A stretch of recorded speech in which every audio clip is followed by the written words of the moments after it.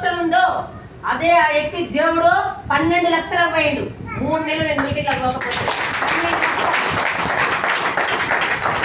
ఒకటే రోజుకి 40,000 సార్కి ఎంత 40,000. మరి ఇందులో 40,000 సంపాదించుకుంటారు ఒక రోజుకి ఉండరా? నెలకి 12 లక్షలు. 12 లక్షలు ఒక్కసారి ఆలోచించండి. 12 లక్షలు సార్ మరి టైం ఇచ్చాడు.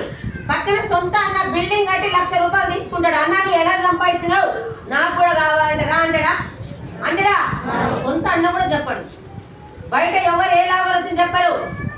ఇందులో ఎవరు కూడా ఎవరు వాళ్ళ లాభాలు చూసుకుంటారు. ఓన్లీ వెస్టర్న్ డిస్ట్రిబ్యూటర్ మాత్రమే. నేను ప్రొడక్ట్ వాడుతున్నా, ఆరోగ్యం ఉన్నా, నేను 1,00,000 తీసుకుంటున్నా, నువ్వు కూడా వాడుకో, నేను కూడా 1,00,000 ఇప్పిస్తారా అని ఏకైక వ్యక్తి భూమి మీద ఉన్నాడంటే వెస్టర్న్ లీడర్ మాత్రమే.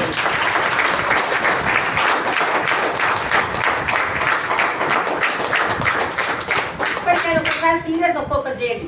12 లక్షలు ఏం చేస్తూ వచ్చినాయి, 5 లక్షలు ఆయమ్మ ఏం చేస్తూ వచ్చినాయి, ఇప్పటిదాకా మాట్లాడిన మీడియా సార్ ఆయన ఏం చేస్తూ వచ్చినాయి చెప్పండి. ప్రతి ఒక్కరి డబ్బు అవసరమా లేదా? అవసరమా లేదా? డబ్బు గురించి ఎన్నో పనులు చేస్తున్నాం బయట. 15 సంవత్సరాలు చేసిన బాసు కోసం మనం వెళ్ళిపోవాలి, మన కోసం మనం వెళ్ళిపోవాలి. అవునా కదా?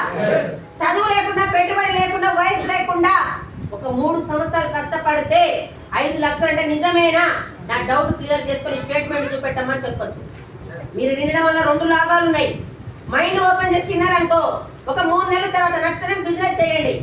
నచ్చకపోతే నాకు కోట్ల ఆస్తుందమ్మా, నేను ఆరోగ్యం వాడుకుంటాను, వాడుకోండి.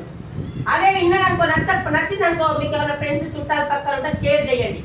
నచ్చలేదనుకో మళ్ళీ నాలాగా ఎవరో వచ్చి మీకు ఇలా చెప్తే నాయన వద్దు నాయన, మొన్న కరీంనగర్ మీటింగ్ లో నేను విన్నా, నాకు నచ్చలేదు బాబు అని టైం ఇచ్చడం వేస్ట్ అని చెప్పొచ్చు. వినడం వల్ల 2 లాభాలు ఉంటాయి. అవునా కదా? దేవుడు 2 చెవులు ఇచ్చిండు, ఒకటే నోరు ఇచ్చిండు. ఎవరైనా వచ్చి చెప్పినప్పుడు ఫస్ట్ శ్రద్ధగా విను, విన్నాక తర్వాత చెప్పు. మనం ఏం చేస్తామంటే